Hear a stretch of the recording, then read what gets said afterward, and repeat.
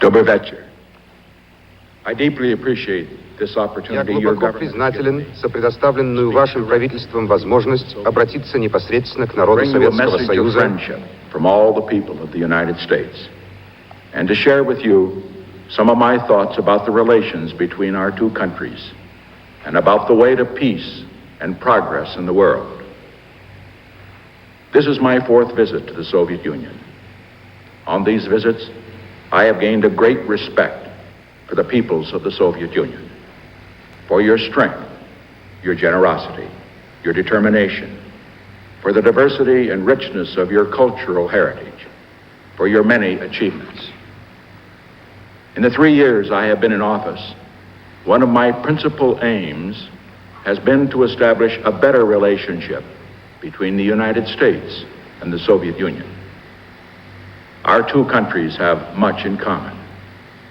Most important of all, we have never fought one another in war. On the contrary, the memory of your soldiers and ours embracing at the Elbe as allies in 1945 remains strong in millions of hearts in both of our countries. It is my hope that that memory can serve as an inspiration for the renewal of Soviet-American cooperation in the 1970s. As great powers, we shall sometimes be competitors, but we need never be enemies. 13 years ago, when I visited your country as Vice President, I addressed the people of the Soviet Union on radio and television, as I am addressing you tonight. I said then, let us have peaceful competition, not only in producing the best factories, but in producing better lives for our people. Let us cooperate in our exploration of outer space. Let our aim be not victory over other peoples, but the victory of all mankind over hunger, want, misery, and disease, wherever it exists in the world. In our meetings this week, we have begun to bring some of those hopes to fruition. Shortly after we arrived here on Monday afternoon, a brief rain fell on Moscow of the kind that I am told is called a mushroom rain, a warm rain with sunshine breaking through that makes the mushrooms grow and is therefore considered a good omen. The month of May is early for mushrooms, but as our talks progressed this week, what did grow was even better. A far-reaching set of agreements that can lead to a better life for both of our peoples, to a better chance for peace in the world. We have agreed on joint ventures in space. We have agreed on ways of working together to protect the environment, to advance health, to cooperate in science and technology. We have agreed on means of preventing incidents at sea. We have established a commission to expand trade between our two nations. Most important, we have taken an historic first step in the limitation of nuclear strategic arms. This arms control agreement is not for the purpose of giving either side an advantage over the other. Both of our nations are strong. Each respects the strength of the other. Each will maintain the strength necessary to defend its independence. But in an unchecked arms race between two great nations, there would be no winners, only losers.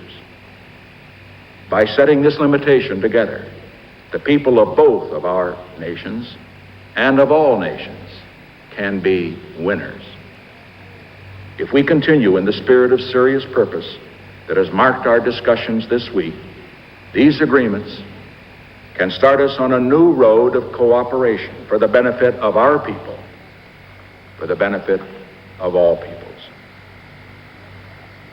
There is an old proverb that says, make peace with man and quarrel with your sins.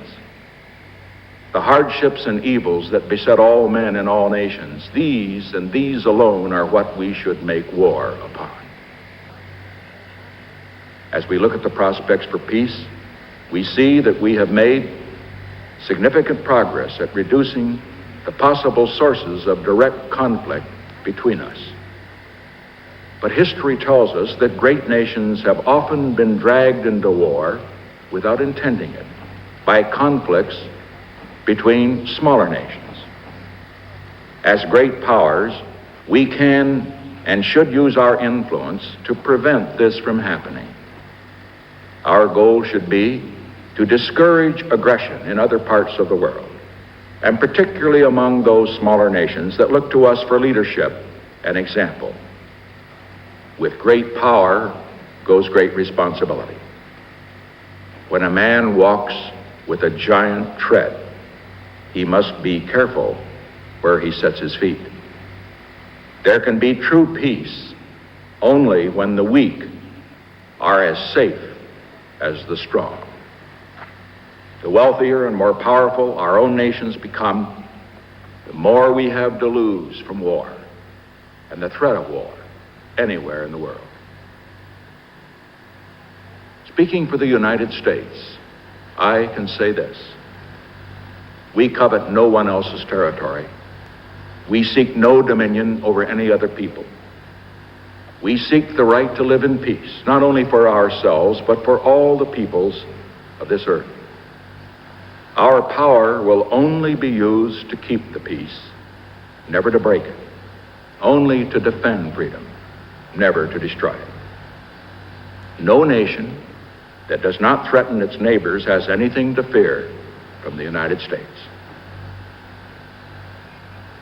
Soviet citizens have often asked me, does America truly want peace? I believe that our actions answer that question far better than any words could do. If we did not want peace, we would not have reduced the size of our armed forces by 1 million men, by almost 1/3 during the past 3 years. If we did not want peace, we would not have worked so hard at reaching an agreement on the limitation of nuclear arms, at achieving a settlement of Berlin, at maintaining peace in the Middle East, at establishing better relations with the Soviet Union, with the People's Republic of China, with other nations of the world. Mrs. Nixon and I feel very fortunate to have had the opportunity to visit the Soviet Union, to get to know the people of the Soviet Union, friendly and hospitable, courageous and strong. Most Americans will never have a chance to visit the Soviet Union, and most Soviet citizens will never have a chance to visit America.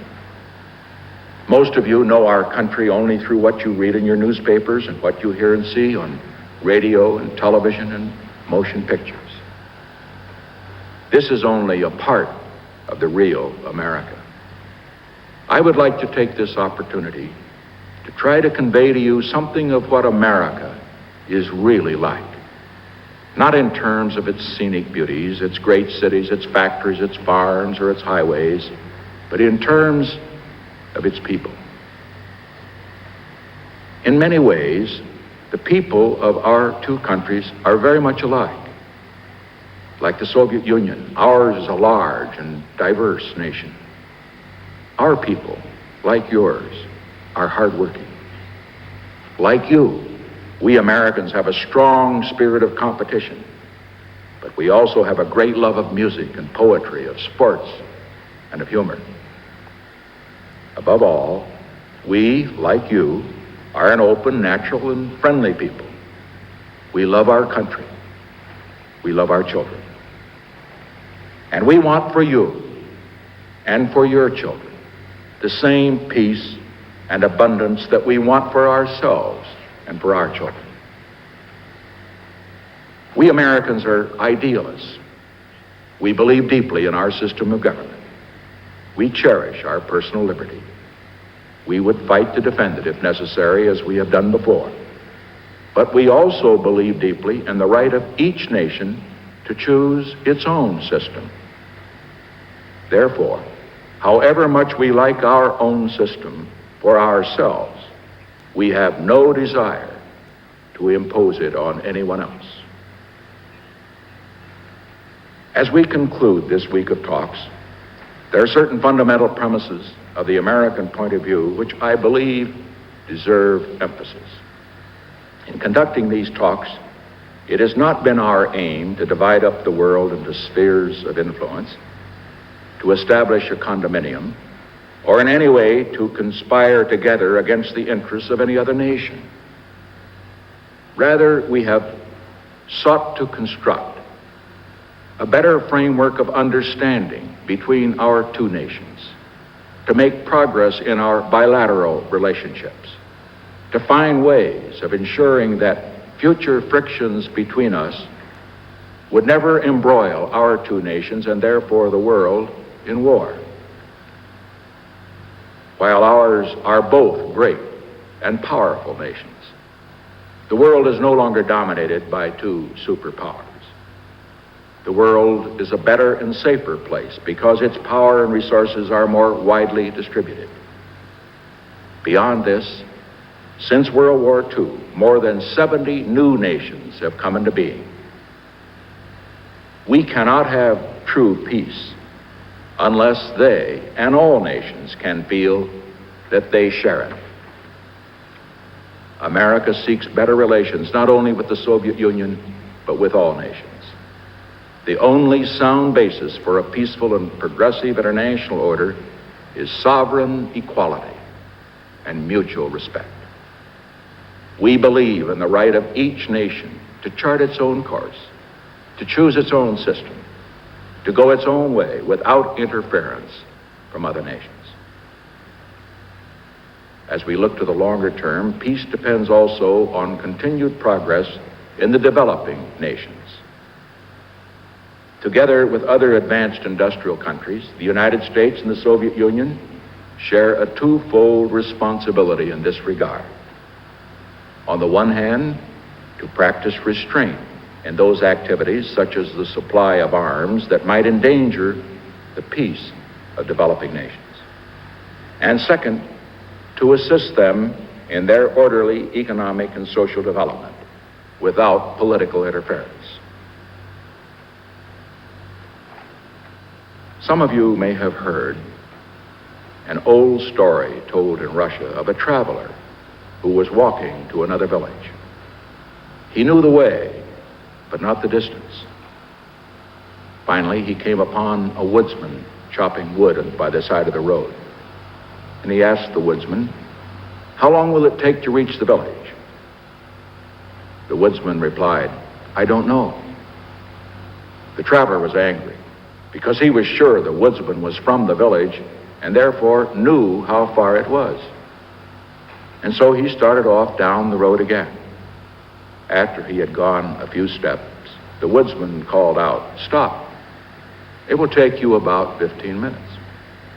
The traveler turned and demanded, "Why didn't you tell me that in the first place?"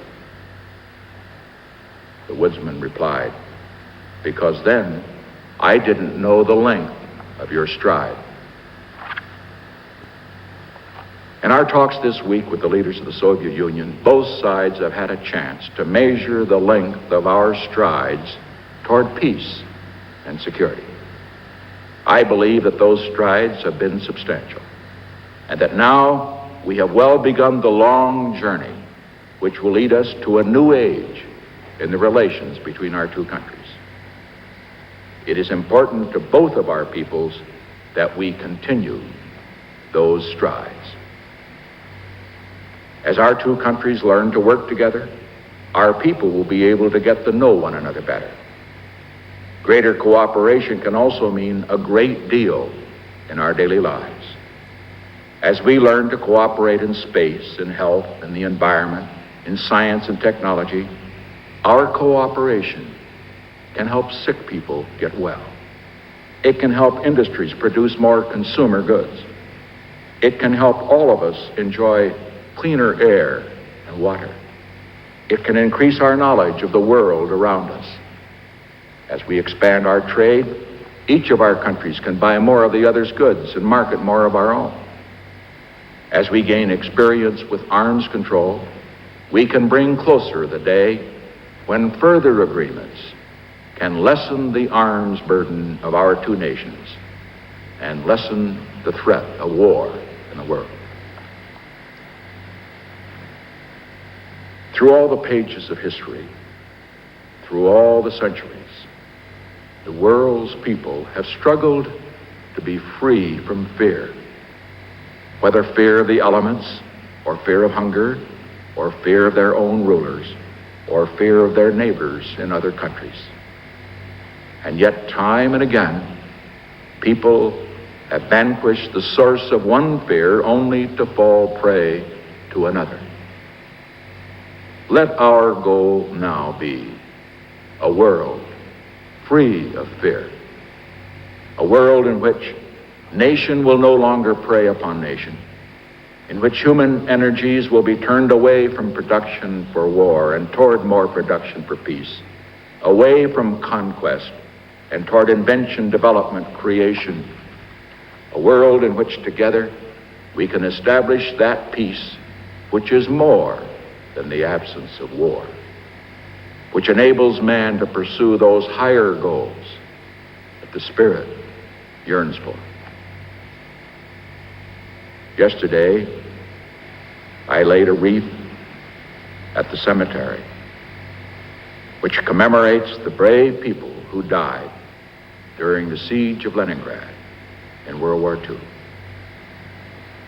At the cemetery, I saw the picture of a 12-year-old girl. She was a beautiful child. Her name was Tanya. The pages of her diary tell the terrible story of war. In the simple words of a child, she wrote of the deaths of the members of her family. Xenia in December, Granny in January, Yucca, then next, then Uncle Vasha, then Uncle Leosha, then Mama, and then the Savishes, and then finally these words, the last words in her diary. All are dead. Only Tanya is left.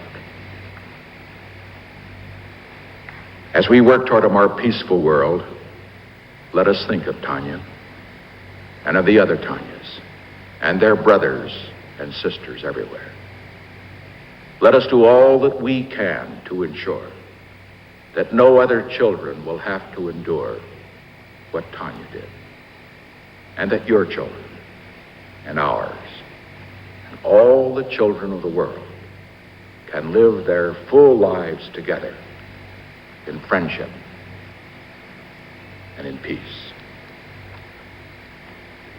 Spasibo и до свидания.